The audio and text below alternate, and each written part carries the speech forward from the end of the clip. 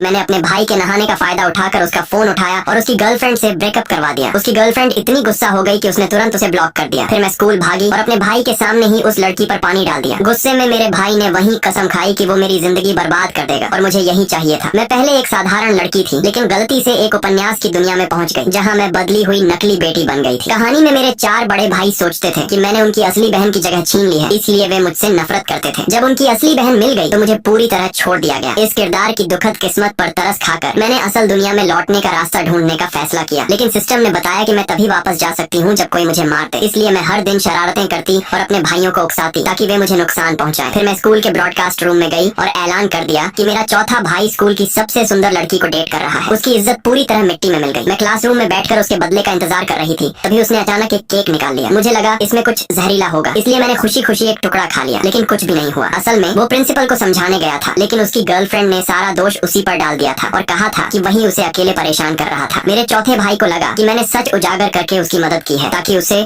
उसकी असली सच्चाई पता चल सके। मैं तुरंत टूट गई, इसलिए मैंने सबसे बड़े भाई को निशाना बनाने का फैसला किया, जो सबसे हिंसक था। एक दिन मेरे बड़े भाई की सेक्रेटरी ने छुट्टी मांगी तो मैंने उसकी अस्थायी सेक्रेटरी बनने की पेशकश कर दी। वो मेरी उत्सुकता देखकर हैरान हुआ, लेकिन मान गया। मैं उसके साथ बिजनेस डिनर पर गई। जैसे ही अंदर गई, बिना कुछ कहे बैठ गई और क्लाइंट्स को पूरी तरह नजरअंदाज कर दिया। अचानक एक आदमी ने मेरे बारे में गंदी नीयत दिखाई। मौका देखकर मैंने खाली बोतल उठाई और उसके सिर पर दे मारी, फिर पूरी टेबल पलट दी, जिससे वो बुरी तरह भड़क गया। उसी अहम पल में मेरे बड़े भाई ने मुझे अपने पीछे खींच लिया और बचाया, लेकिन घर लौटने के लिए मैं बिना झिझक फिर आगे दौड़ी। मुझे लगा इस बार मैं वापस पहुंच जाऊंगी, लेकिन जब होश आया तो मैं अभी भी इसी दुनिया में थी। मैं खुद को रोक नहीं पाई और निराशा में चीख पड़ी। मेरे बड़े भाई को लगा मैं सदमे में हूँ, इसलिए उसने मेरी और भी ज्यादा परवाह करनी शुरू कर दी। मैं निराश होकर घर लौटी, तभी एक रोमांचक खबर मिली। असली बेटी मिल चुकी थी। मैंने तुरंत नई योजना बना ली। जिस दिन वो लौटी, उसने कमजोर बनने का नाटक किया और दोस्ती दिखाने लगी। मैंने उसे धक्का देकर गिरा दिया और उसका सारा सामान फेंक दिया ताकि मेरे भाई मुझसे पूरी तरह नफरत करने लगे।